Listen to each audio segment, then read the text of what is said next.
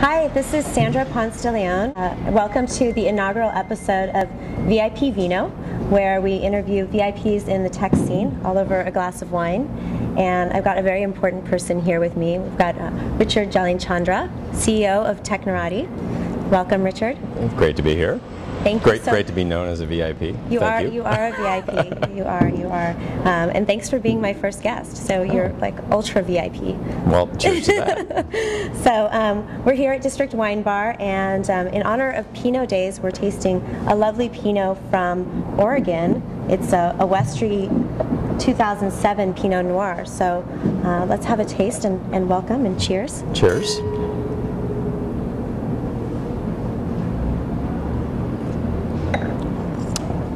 Pretty good. Yep, that's like definitely good enough to drink.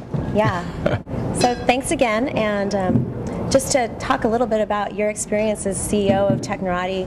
Technorati has really been around for quite a while. It's really been the darling of the blogosphere for some time, and when you joined, I think about 2, 3 years ago, you really made some big changes at Technorati. So now Technorati Media is the 4th largest media property on the web, coming in after Facebook and MySpace and Blogger. And Blogger, yes. Right, yep. right. So how did that all come to be? Gosh, it's been a busy 2.5 years. Yeah. But well, most people are familiar with the Technorati brand because of Technorati.com, the world's first and largest blog search engine. Right. About 2 years ago, we launched Technorati Media and leveraged our relationship with a lot of long-tail content creators in social media and blogging. And in that two years, it's turned into, as you said, the 4th largest social media property on the web, and it's, to my knowledge, the largest ad network focused on social media. So it's been kind of a wild and fast ride to get here, but so far everything's going fantastic. That's great. Well, obviously you were filling quite a huge niche to have shown that much growth in such a short time period. Yeah. Well, it also says a lot just about the explosion and acceptance of social media. Right, right. Well, yeah, social media is pretty much mainstream now, and yes. I think you talk to a lot of advertisers or marketers out there, and as they plan their marketing or their advertising, you know, I think that they're incorporating a lot of social media plans into that. I mean, I think sort of the question or the debate to be had is, you know, is advertising even really necessary these days, or does a social campaign really achieve the same kind of results in terms of brand awareness? We get to ask this all the time, and social media is fantastic because nothing beats the virality and the engagement and the direct interaction with consumers, and then the consumers influencing their friends and their own social networks. The problem for marketers, though, is scale. So one of the things you find with social media is that the most phenomenal viral engagement have nothing to do with brands. There's some YouTube video that, you know, some Tom, Dick, or Harry created that was funny and whatever. When a brand actually needs to accomplish something for a product launch or a sale or a marketing initiative, it's very hard to scale that kind of virality in the time frame that you need. So, I mean, hence the question I always ask marketers is how many viral engagement marketing campaigns can you name that reach more than 1 million unique visitors?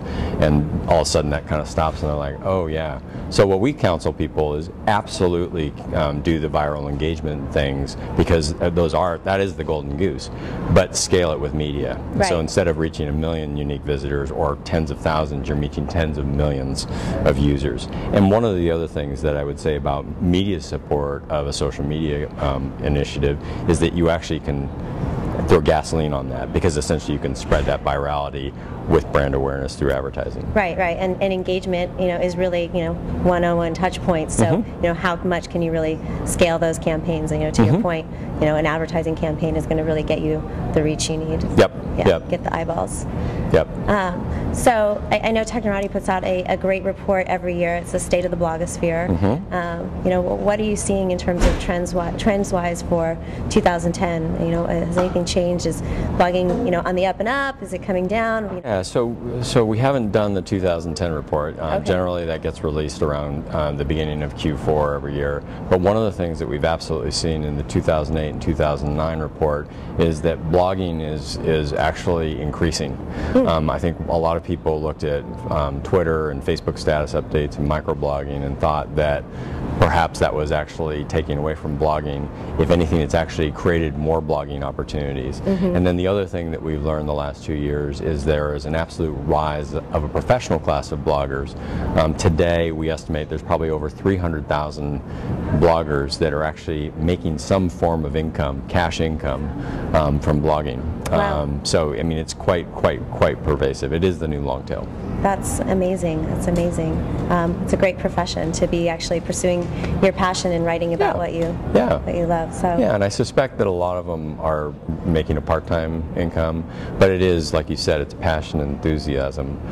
So they're doing something they love, and they're also making a few bucks on the side. Right. That's why it goes so well with advertising too. Is that you've got a passionate voice that is, a credible authority on a particular subject, and when you match that with relevant advertising, I think it makes a lot of sense from the audience's perspective. Absolutely. So what's next on the horizon for Technorati? Well, we're just going to keep building Technorati Media. I mean, that's really been an amazing driver, but also a success story.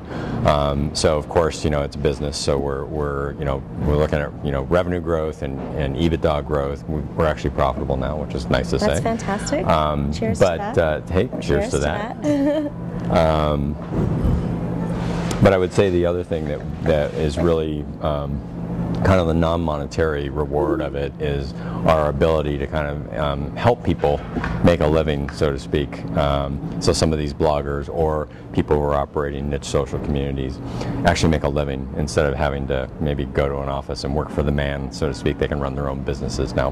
Wow, that's cool. So that's where I get my non-monetary gratification. Doing social good. In the as much as community. as much as you can when you're running a business. Absolutely, that's great. Yep. Well, great to have you, Richard. Thank you so much for joining us. It's always good to see you, old friends. Yes, absolutely. Cheers.